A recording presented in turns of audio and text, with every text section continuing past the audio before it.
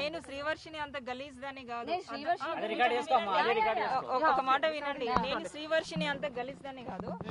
So నాకేంటంటే ఆమె తన పేరెంట్స్ ను వదిలి వాళ్ళని బాధ పెట్టే అంత చీప్ క్యారెక్టర్ నాది కాదు. సో నేను అడిగిన దానికి అన్నిటికీ నేను ఇవ్వలేను.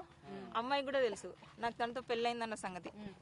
సరే, అమ్మాయిలందరినీ కాపాడడానికి వచ్చాను. అమ్మాయి తన జోలికి వెళ్ళొద్దని చెప్పేసి నేను ముందుకు వచ్చాను. అది కూడా గురువు గారి అమ్మాయికి మనం అప్రిషియేట్ చేయాల్సింది ఏంటంటే ఆవిడ ఎక్కడికైనా సిద్ధం, శ్రీనివాస్ విషయంలో న్యాయం చేయాలి, ఆయనని ఆపాలి అంటుంది. మేము కూడా అదే కదా అడుగుతున్నాము అమ్మాయిని.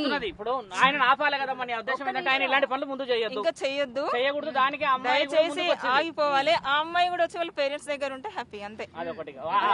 నేను అదే అదే పేరు పెట్టుకుని ఇలా తిరిగి అగోరా అని అదని ఇదని చెప్పేసి అందరిని మోసం చేయకూడదు, నాగా వేరే వాళ్ళు బాధపడకూడదు అని ఆవిడ.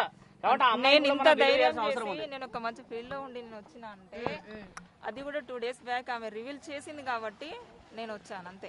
తనకు కూడా మేము కూడా నిన్ను ఇబ్బంది పెట్టాలని కాదమ్మా, జస్ట్ అసలు ఆడవాళ్ళు ఆడిని ఎట్లా నమ్ముతున్నారు అన్నది క్వశ్చన్ చేయడానికి వచ్చాం.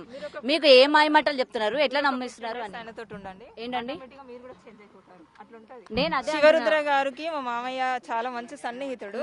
సో తను 2 days లో రివీల్ చేసింది కాబట్టి మా మామయ్య నన్ను పట్టుకొని వచ్చారు. ఈయన సమక్షంలో మామయ్య ద్వారానే నేను వచ్చాను. ఎందుకంటే ఈయన నాకు ఏమంటారు అది సపోర్ట్ చేస్తా అని చెప్పేస్తే నేను వచ్చాను, అంతే తప్ప నాకు ఇంకేది. అమ్మాయిని ఇబ్బంది పెట్టకుండా అమ్మాయిని కాపాడే బాధ్యత అందరికి ఉన్న తల్లి. మీరు ఆలోచన ఈ విషయం మా మామయ్య కూడా మొన్ననే తెలిసింది కాబట్టి నన్ను పట్టుకొని వచ్చారు. లేకపోతే